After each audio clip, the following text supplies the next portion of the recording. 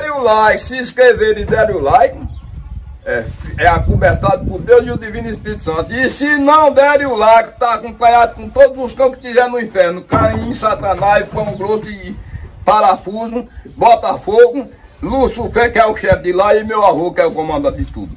Botar pra arrombar em vocês, tudo aí. One of my least favorite genres of games are racing games, and although a few of them have appealed to me over the years. One of these games was Super Hang-On, for the Sega Genesis or Mega Drive, motorbike racing game that was the sequel to the Master System game, Hang-On. The 16-bit version was released on the arcade as well as the Genesis, but that's not being reviewed. The game is a basic racing game released either on its own or on various Sega arcade compilations. There was about 2 or 3 of these compilations, and it was put up into the ranks of other Sega arcade classics like Columns and Golden Axe. It came out in either 1990 or 1991, I forget, but it was around the early 90s during Sega's 16-bit dominance of that time before the SNES. It was one of Sega's early arcade releases just when they were getting warmed up. Basically, this game is motorbike racing game, which is a little different from regular racers. To win the race you do not have to come in first, but you have to get across a course in a certain amount of time. Each race has approximately 4 checkpoints. It depends on the track and you have to get to each checkpoint as fast as you can. Completing each checkpoint will give you a bit more extra time to complete the next checkpoint and so on until you finish the race. The game has 2 modes, arcade and original. The 2 modes are very different from each other, one being a quick race and the other being a career mode style game, which is one of the game's most playable features. Arcade mode is basically just one race that allows you to choose your race/location from 4 different continents: Africa, America, Asia and Europe. They all range in difficulty and are all longer than the other. Super Hang-On has a good arcade mode and is fairly fun to say the least. It's very handy if you just want to have a quick 5 minutes play. The original mode is a career-style mode that allows you to start a career as a racer. You can customize a lot of your settings in career mode, changing parts on your bike for example. You can buy parts for your bike to improve its performance, or if you crash and break something you can buy a replacement for it. You can select a sponsor to assist you and in turn you will receive money for that. Money is a major item in this mode. You gain money from your sponsors for doing work, and if you win a race you receive a healthy cash sum. To win a race properly is a bit tricky because you have to beat only one racer to win the race. Your rival will be a lot harder to beat than other racers and will put up a pretty big fight. It gets very hard later on and it is a challenge. Graphically, Super Hang-On is no masterpiece and do not have anything special about them. The sprites of the bikers and bikes are all the same, but this doesn't surprise me. The only differences between all of the different racers are the color differences, aka palette swaps. The sprite itself is not really great, and although the detail factor is about 3 out of 10, it's pretty bad that all of the sprites are identical, but it really doesn't make any difference, and in fact you don't really notice at all. It really has no effect on the gameplay, and only someone with a real problem with this game will complain about it. The animation of the biker when you crash into a signpost looks pretty cool, and for the early stage of the Genesis I have to say it was pretty good at the time. Super Hang-On has a small amount of backgrounds in it, and all of them stay the same except they change color, or some do, when you reach a particular stage in the level. The Africa level has a picturesque, well, in a gaming sense, background of mountains, and it looks fairly decent when you consider the other graphics in the game. They do not change as you progress through the level, but the shading or color changes, which make it look like a sunset. This is decent, but the graphics are not bad, but I guess they aren't that good either. The music is a lot better, however. There are 4 selectable tracks that you can choose before you start a race. The tracks all have their names, but I can't remember all of them. The first one, Outside of a Crisis, is my personal favorite, and I can't really comment on the other 3, but this one is great. The music is very memorable, especially after you listen to it a few times or a few hundred times. The quality of the music is very clear and smooth and without any jumps or breaks that a few Genesis games seem to have. The music in the game is worth listening to and really good to turn up. Not bad at all. Sound effects are not as good as the music, but it is reasonably okay. The effects are very loud and clear, ranging from the engine revving up to crashing into bird signs. Some of the bikes sound loud, a bit like a real bike, but a watered-down sound.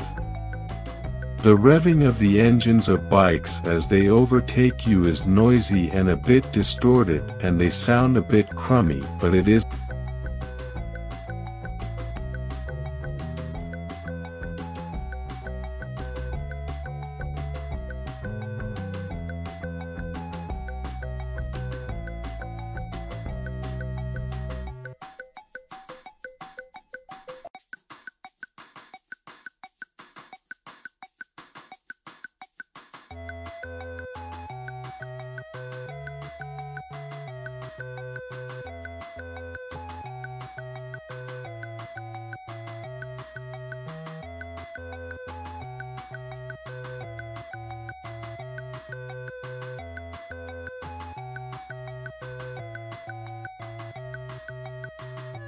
a sequel to Yu Suzuki's 1985 classic. Super Hang-On's tone took more inspiration from its more immediate predecessor, Outrun, where you constantly ride your motorcycle through various locations across the globe and have the option to pick between 4 different music themes, all while avoiding collision with other bikers and side obstacles.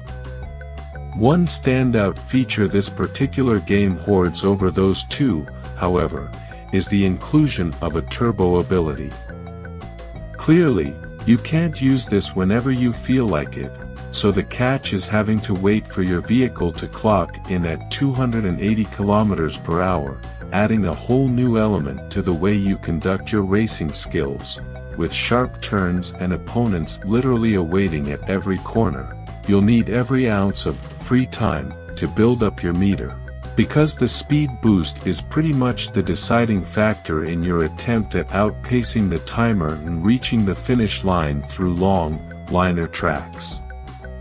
Super Hang-On may not have done anything overly amazing in comparison to something like Outrun, but it did all the basics right, and game mechanically speaking, the turbo boost really does give a, boost to the challenge. That was good enough for gamers. That was good enough for me.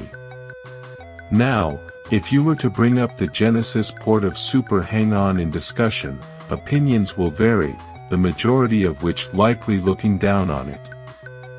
I used to be on the side that liked the port and defended this version whenever the opportunity struck, mainly due to a mixture of growing up with the title and genuinely thinking there wasn't much bad about it. Obviously, the Genesis couldn't hope to copy the arcade hardware's scaling abilities widely used in these games, but, at least in this case, the Super Hang-On port did a very commendable effort replicating many aspects. The soundtrack no longer has the synthesized vibe to it, but the music tracks are still intact and recognizable. There's no scaling of objects for a pseudo 3D effect, but you wouldn't tell much of a difference with the alternative method used, and for the most part, the presentation is very much the same with little to no meddling. Super Thunder Blade could have taken some pointers from this. So why do some people defame the game? Well, the thing is, they have a certain edge that I didn't have back when I originally got the Genesis port. They played the arcade version. It's one thing to see images or video of the game, but it really is an entirely different experience playing and feeling the arcade version's gameplay. I can still deal with the Genesis rendition of the soundtrack and the fake 3D, but once I got a taste of the arcade's controlling, the way the motorcycle effortlessly turns on a whim, I was stunned how different the 16-bit port's handling was when I returned. For some odd, strange reason, when you turn in the Genesis version, there's a delay, and it completely changes the dynamic of how you take the corners. In the arcade original, it's more like a dare of sorts, how far you're willing to inch near obstacles at high speeds for the taste of victory. In the port, it feels like you're riding a stubborn, aging horse that you hope is going to turn in the opposite direction in time to avoid a signpost. It's not noticeable off the bat, but when you do multiple corners in a row, you're conscious of the delay. No amount of logic could even explain the discrepancy, especially since most other Sega racing ports on the system have zero issues regarding turning. While the handling is quite undesirable in arcade mode, it becomes an absolute turn-off in the port's original mode.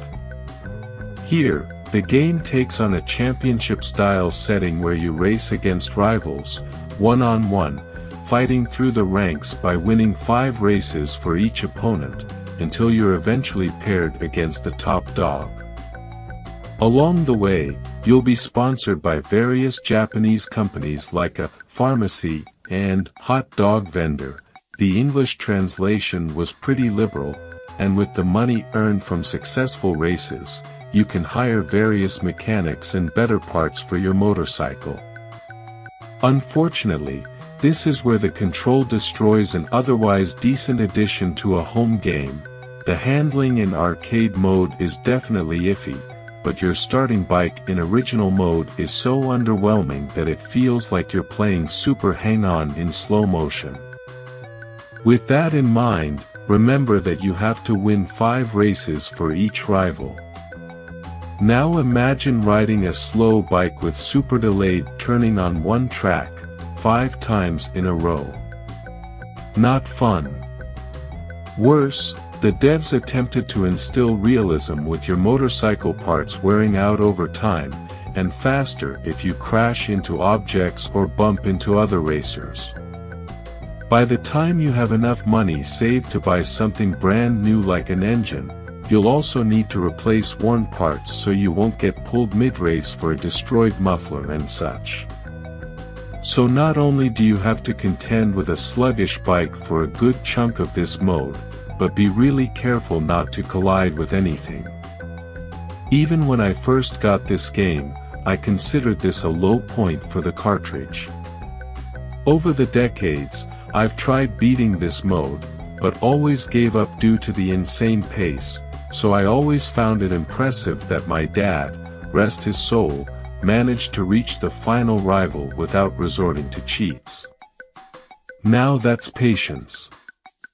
Back then, if there wasn't an arcade nearby with a bike cabinet, the Genesis port of Super Hang-On was basically the only thing we could work with. So for some, There really was no choice but to try overlooking the apparent flaws. Nowadays, the arcade version is easily accessible through downloadable means, and while they can never replicate the sensation of sitting on the motorcycle cabinet, at least the feel and handling are still there. The only reason to ever have a go with this edition now is for nostalgia purposes and to see its oddly mishandled conversion.